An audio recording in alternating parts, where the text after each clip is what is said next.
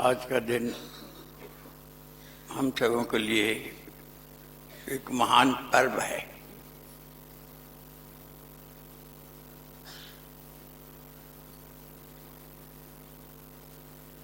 सांसारिक लोग इसे कुछ और ढंग से मनाते हैं। वर्ष का पहला दिन ऐसा करके है, लेकिन ब्रह्माश्रम सत्संग आध्यात्म जगत में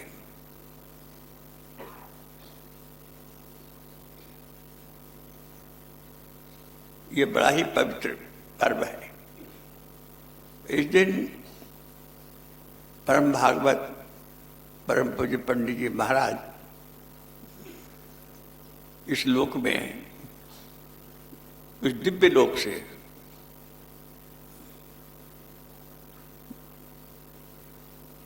सांसारिक जीवों के लिए, हम जैसे पतित प्राणियों के लिए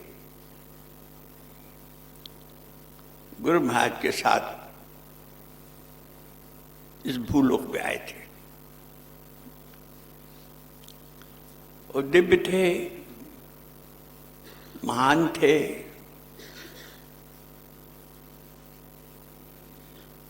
परंतु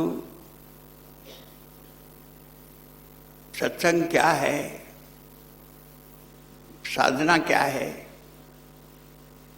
साधना का महत्व क्या है और कैसे की जाती है और उसके करने से क्या लाभ है, इसके विषय में समय समय पर उन्होंने अपना उद्गार रखा। साहित्य की रचना भी की, लेकिन जो सबसे बड़ी बात थी वह उनका अपना जीवन। जो महापुरुष होते हैं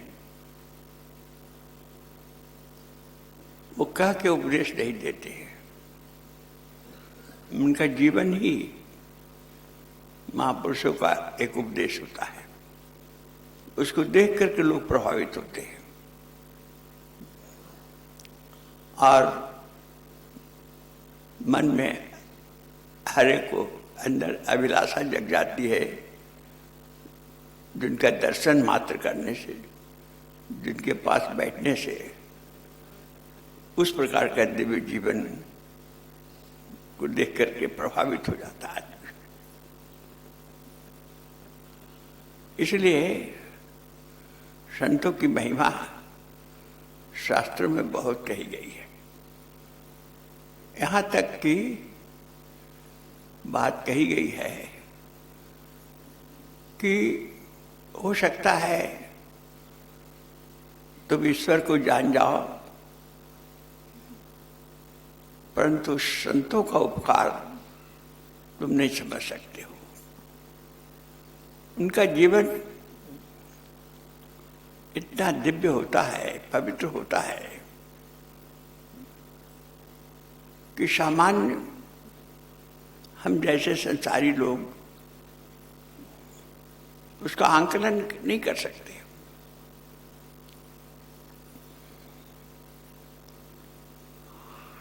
कुछ लोग अभी सत्संग में हैं जिन्होंने परम भागवत पंडित जी महाराज का दर्शन किया है,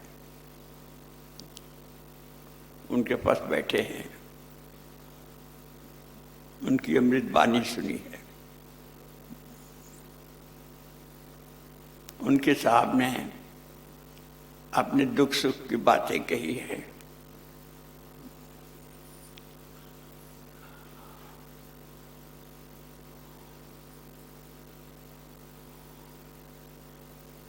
और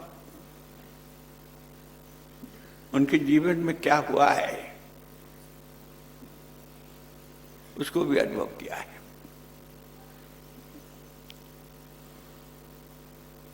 यह देखने में आता है, ईश्वर तो खैर ईश्वर है, ईश्वर को किसने देखा है, ईश्वर कैसा होता है, क्या उसका रूप है, ईश्वर क्या करता है। शास्त्र में भले इसके बहुत सारे वर्णन हैं, लेकिन कोई नहीं कह सकता है कि हमने ईश्वर को देखा है, जाना है, समझा है। लेकिन वास्तव में जो ईश्वर को देखा है वो ईश्वर बन गए, ईश्वर का स्वरूप बन गए। एक बार की बात है, परम भागवत पंडित जी महाराज मथुरा श्री गुरु महाराज के दर्शन करने के लिए गए थे। वहाँ रात भर के ठहरे। परम पूज्य बिरल भाई साहब भी थे।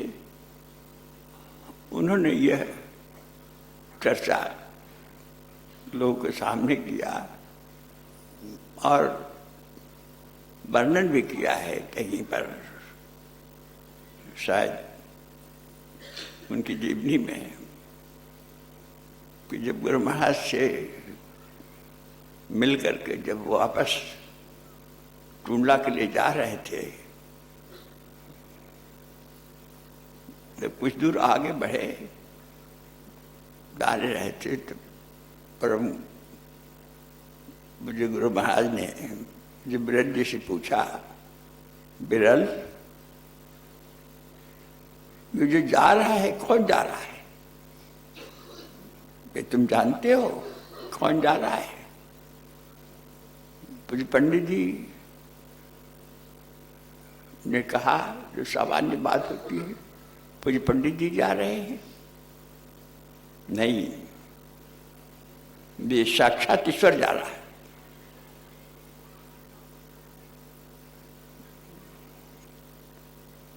ईश्वर जा रहा है। सारा ईश्वरत्व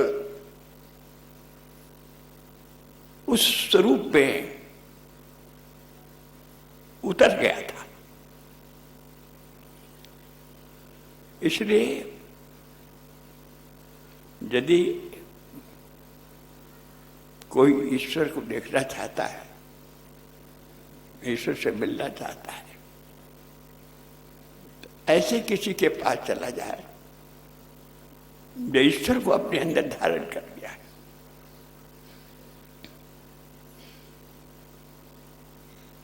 ये कुछ ऐसा रहस्य की बात है जो लोग बहुत कम समझने की कोशिश करते हैं। हम सत्संग में आते हैं, बैठते हैं, सत्संग की बहुत कुछ बातें भी सुनते हैं, सत्संग के साहित्य भी पढ़ते हैं, लेकिन उसके प्रति कभी कभी चिंतन करना चाहिए, अपनी ओर देखना चाहिए कि सत्संग क्या है, वहां क्या होता है। कभी समझने की कोशिश किया है? परम भागवत पंडित जी महाराज की उपस्थिति इस बात का साक्षी था कि सत्संग क्या है। उनके सीधे सरल शब्द कभी कभी संकेत दे देते थे, उसकी परिभाषा संक्षेप में बता देते थे। सत्संग क्या है? जैसे सतलोक, ईश्वर कहते हैं सत को, सतलोक में ईश्वर रहता है। तो जब ईश्वर आता है तो वह स्थान सतलोक हो जाता है। उस स्थान को, उस अवस्था में जब परमात्मा प्रत्यक्ष उपस्थित होता है, वातावरण सतगुणी हो जाता है, कण कण में सत प्रकट हो जाता है। व्याप्त तो पहले भी था, व्याप्त तो हमेशा रहता है, लेकिन कभी कभी वो परमात्मा प्रकट हो जाता है और उसका प्रभाव वातावरण में सामान्य आदमी भी अनुभव करता है। एक अद्भुत शांति विराजती है, प्रकृति सावधान हो जाती है। जैसे कोई राजे महाराजे आते हैं तो लोग बड़े सावधान हो जाते हैं, ऐसे ही जहां पर ईश्वर उपस्थित होता है और वो प्रकट होता है, इन चर्म चक्षुओं से तो हम आप नहीं देख सकते हैं, परंतु अंतर्मन अवश्य महसूस करता है कोई कोई चीज जहां पर है, वातावरण में कोई तरंग नहीं, एक अद्भुत शांति, अंतर में आर्द्रता, उनकी कृपा का अनुभव करते हैं। यह परम भागवत पंडित जी महाराज का सत्संग की परिभाषा हुआ करती थी। स्थान स्थान पर अपने साहित्य में, अपने शब्दों में उसको प्रस्तुत भी किया है, वर्णन भी किया है। वो कहते थे कि तुम आओ, सत्संग की बात मत करो, तुम सत्संग में बैठो। सच्चा सत्संग तो वो है, अगर तुम बैठोगे तो तुम्हारा अंतर बदल जाएगा।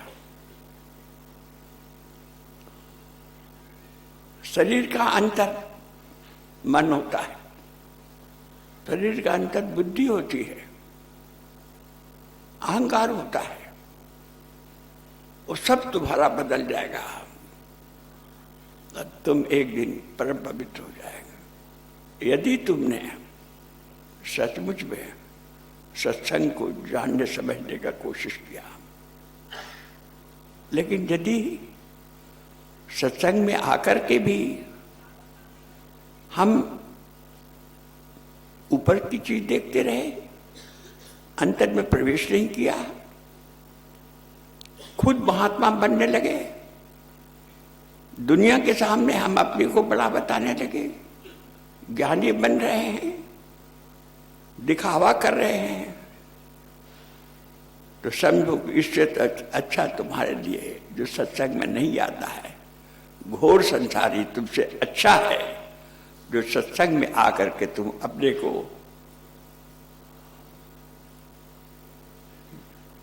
दिखाते हो, बनावट करते हो। इसमें बहुत कुछ लिखा है जगह जगह। हरिदर्शन की यात्रा पढ़िए, कैसा लिखा है, साधकों को सावधान किया है। यह सत्संग तुमको इसी जीवन में सारे दुखों से ऊपर कर देगा अगर तुम लगे रहे, आते जाते रहे और सचमुच में सत्संग किया। तुम कभी कभी उनकी याद में बैठ जाया करो, कभी अकेले में उनसे प्रार्थना कर लिया करो, प्रभु कृपा करो, निश्चय जानो तुम्हारा जीवन सुंदर से सुंदर होता चला जाएगा। लेकिन वही यदि बनने लगोगे तो दुनिया का तो कुछ नहीं बिगड़ेगा, तुम खाली रह जाओगे। इस बात का सावधान किया, इसलिए तुम बनो मत, इस बात का उन्होंने लिखा है। बहुत जोर देते थे, लेकिन क्या करें, हमारा स्वभाव है। कहते थे कि अकेले में कभी कभी अपने को देखो, आत्मनिरीक्षण करो। ये जो सत्संग है, वास्तव में हमारी जो साधना है, ये आत्मनिरीक्षण की है। अंतर में वो जब गुरु का प्रकाश हमारे अंदर आता है, जिसकी हम साधना करते हैं, अंतर में आता है, तो हम अपने स्वयं को ही देखते हैं अंतर की आंखों से। मैं क्या हूं, तो पता चलता है अपने सारे, हमारा मन कितना चंचल है, मन के विचार, बुद्धि कैसे मलिन है।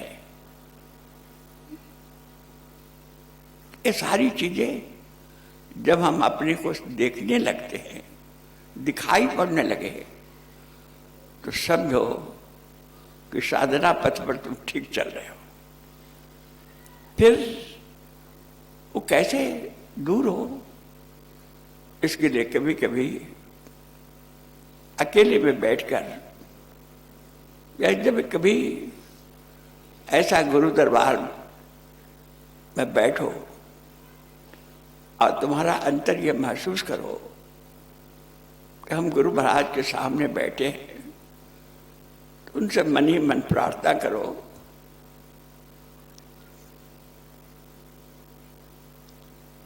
जो भी प्रार्थना करोगे निश्चित रूप से हो जाएगा। लोग कहते हैं हमको तो संसार का दुख सताता है, वो तो कुछ नहीं है।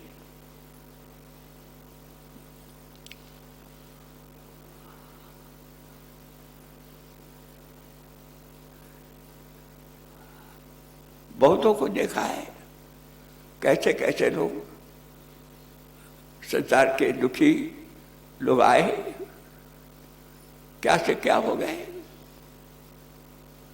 लेकिन असली दुख तो जो है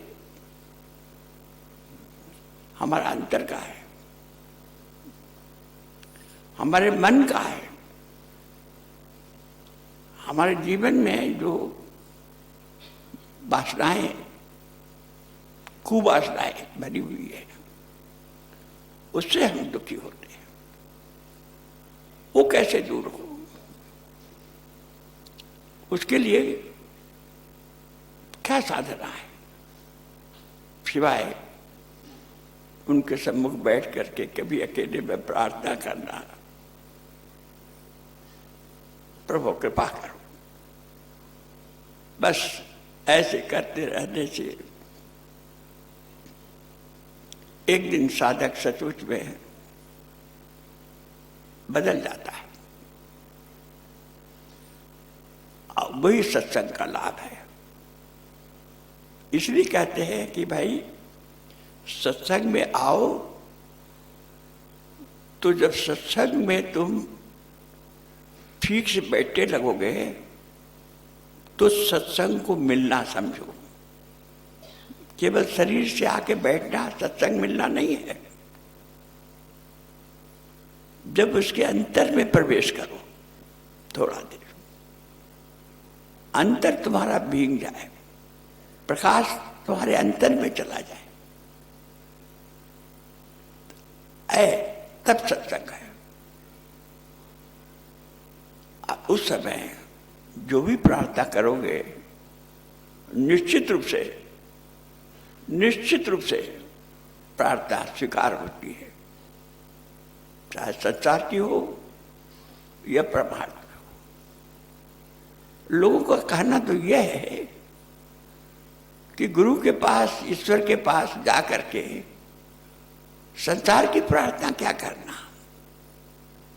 संसार तो जैसा हमारे लिए उचित है हमारा संसार वो बना देते हैं, उसके लिए कुछ करना नहीं है। रोना तो उसके लिए है कि प्रभु मैं आपका बनना चाहता हूं, आपका होना चाहता हूं, आप हमें स्वीकार कर लो। प्रार्थना तो इस बात की होनी चाहिए, वो हमको स्वीकार कर ले। अभी हम उनके नहीं हैं, अभी हम संसार के हैं, इसलिए हम संसार चाहते हैं। जब हम उसके बन जाएंगे तब संसार हमको चाहने लगेगा।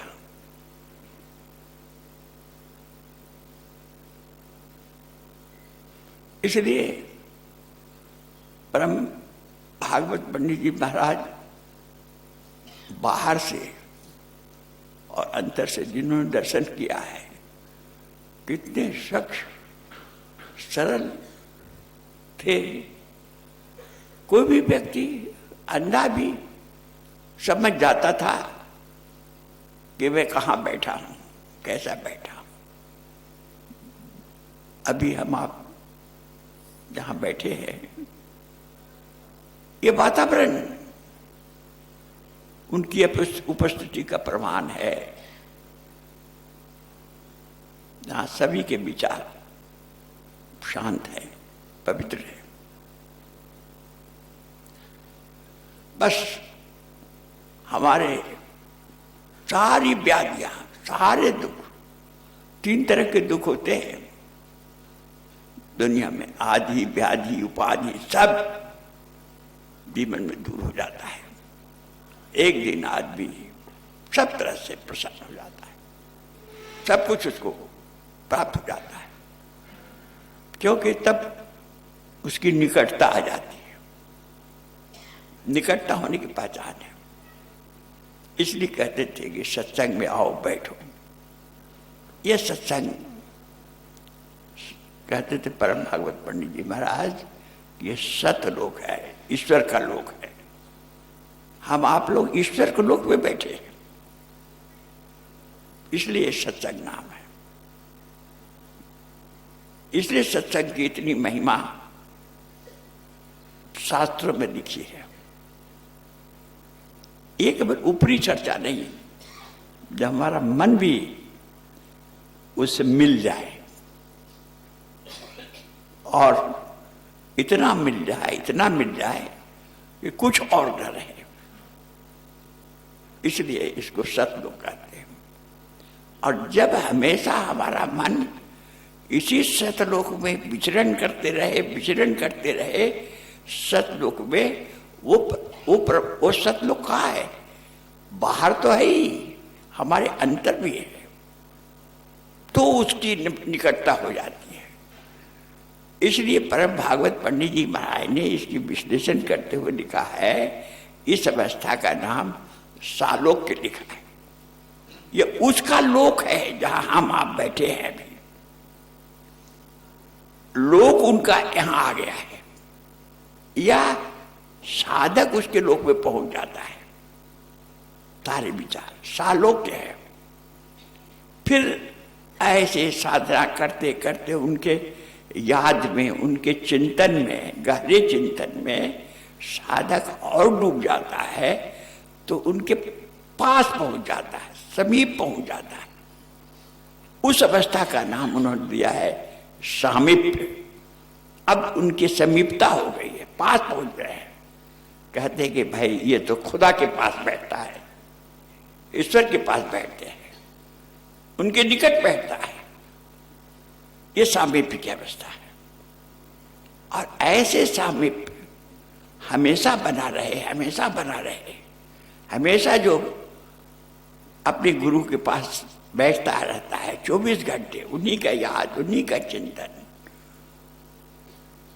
तो बैठते बैठते चिंतन करते करते उसका अंदर भी गुरु के स्वरूप का हो जाता है। तो उस अवस्था का नाम कहा गया है सारूप्य, उसके रूप का हो गया है। ये परम भागवत पंडित जी महाराज ने उसका इतना सरल सा, कैसे साधक इसे जीवन में अगर सचमुच में चाहता है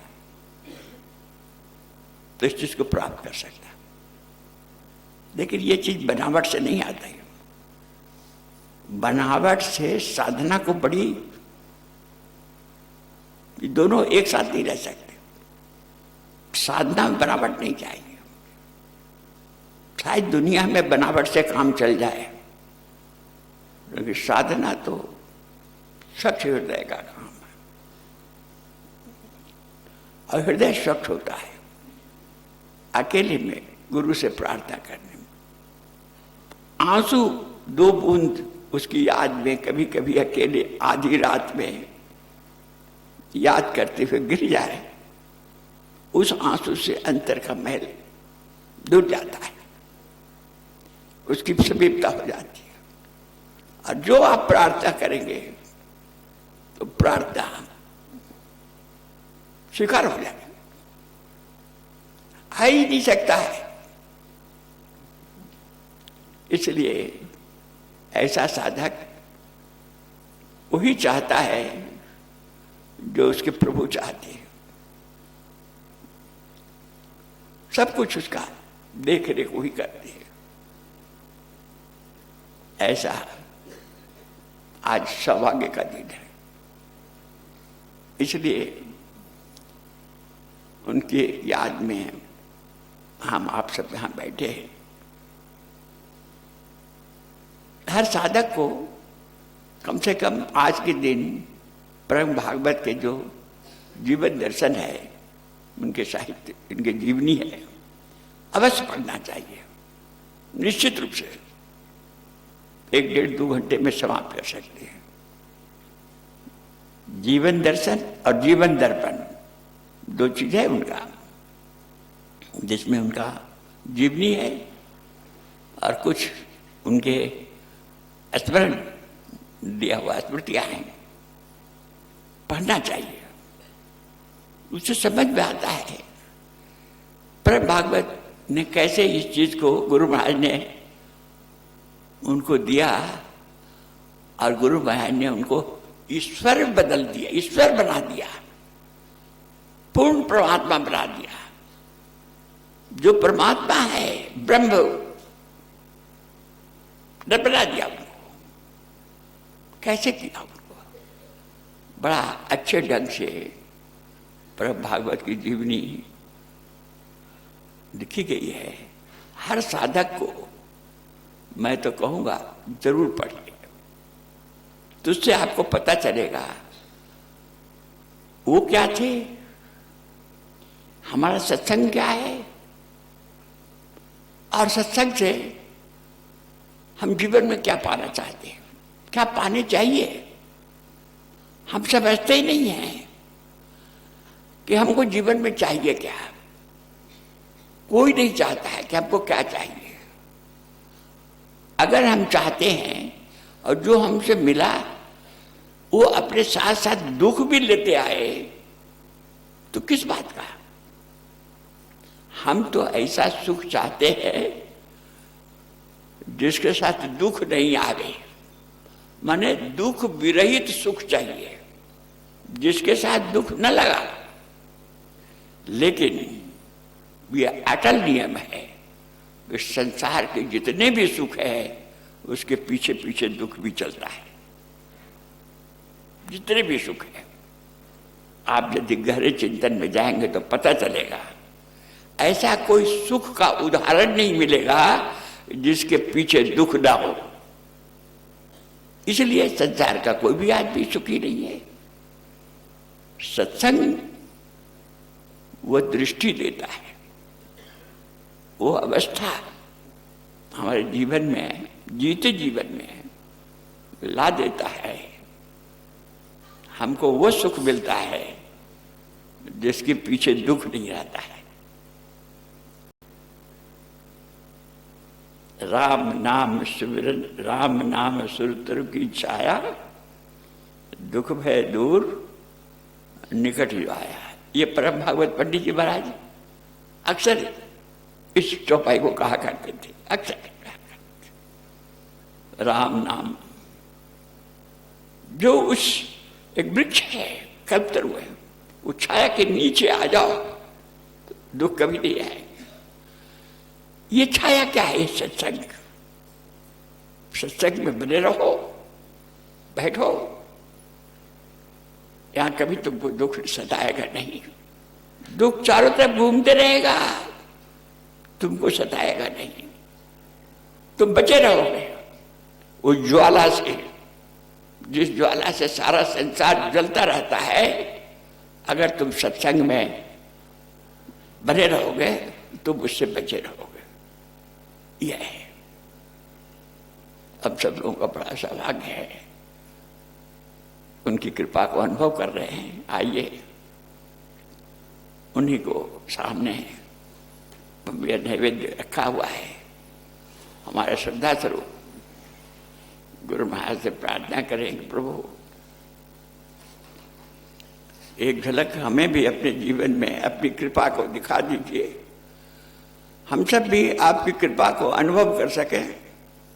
आपकी कृपा तो हमेशा रहती है, बरसती रहती है प्रभु, परंतु मेरा मन दूषित है, हम उसको समझ नहीं पाते।